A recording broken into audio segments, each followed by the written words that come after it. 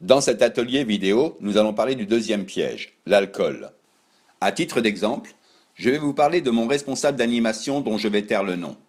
J'ai eu la chance de faire partie de son équipe pendant 2 ans. Au passage, je lui dois tout. Il était d'origine brésilienne. Il maîtrisait toutes les danses et il passait facilement derrière les platines. Il était imbattable en sport, classé au tennis, expert en windsurf, excellent au micro, il maîtrisait 4 langues étrangères. Et pour finir, il avait un humour de génie. Il me faudrait plusieurs heures pour vous parler de lui. Il avait la réputation d'être le meilleur responsable d'animation sur la place. C'était un dieu vivant sur son empire. Victime de sa popularité auprès des vacanciers, les clients l'invitaient très souvent à prendre un verre au bar de la piscine ou de la disco. Cela ne datait pas de notre saison, et le temps a fait son effet. L'alcool est devenu malheureusement un problème pour lui. Mais je dois avouer qu'il assurait, jamais de comportement déplacé et ses interventions étaient toujours excellentes. C'était un pro toute la journée. C'est en soirée que cela commençait à se remarquer un peu. Un matin, après une after bien arrosée, il est arrivé encore saoul à la réunion du directeur d'hôtel, où étaient conviés tous les chefs de service. Cette réunion fut un désastre, et le directeur d'hôtel en profita pour faire un rapport à la direction sur Paris. Ce grand responsable d'animation a fini sa carrière en sortant par la petite porte. Moi j'appelle ça du gâchis. Retenons simplement que l'alcool, qui se présente toujours sous une forme festive, peut très vite devenir une drogue. La consommation d'alcool est autorisée aux animateurs sur la plupart des sites. Partons du principe que vous êtes majeur, donc responsable de vos actes. Par sa présence au bar, un animateur fait toujours augmenter la consommation des vacanciers. Ce qui est un plus pour le directeur hôtelier, mais rappelons que ce n'est pas une raison pour squatter les bars. Vous êtes un animateur, pas un gigolo ou une hôtesse de nuit payée au pourcentage. Les vacanciers que vous côtoierez lors de vos activités, au restaurant, au bord de la piscine ou en discothèque, désireront vous faire plaisir pour devenir vos amis ou s'enrichir d'un moment privilégié avec vous. Pour ce faire, ils auront 2 options, vous offrir un cadeau ou vous offrir un verre. Pour être honnête, c'est souvent une invitation à boire un verre. Quoi de plus convivial que de prendre un verre au bar de la piscine ou de la discothèque? C'est presque une tradition. Imaginez maintenant plusieurs dizaines de vacanciers ou vacancières qui vous kiffent et désirent vous faire plaisir. Si vous savez que boire un verre tous les jours peut faire de vous un alcoolique chronique, ou que vous ne buvez pas d'alcool, alors pas de problème. Par contre, si vous acceptez chaque invitation à boire un verre alcoolisé, pour faire plaisir à vos clients ou clientes, vous ferez inévitablement une courte carrière.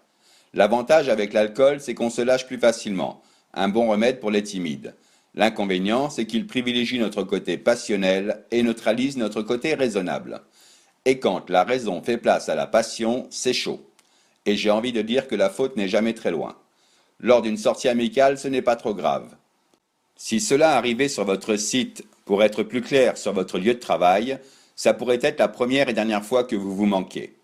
J'ai malheureusement côtoyé durant ma saison de nombreux animateurs qui sont tombés dans ce piège. Non seulement ils ont été renvoyés, mais ils n'ont jamais été rappelés pour une mission. Il faut savoir que toutes les entreprises du tourisme se connaissent, et elles se renseignent toujours avant d'embaucher un animateur pour l'envoyer à l'autre bout du monde. Si vous appréciez l'alcool, respectez le fameux message de prévention. Buvez avec modération. N'abusez pas des mojitos quand il fait chaud. Mes bons plans concernant l'alcool. Petit rappel.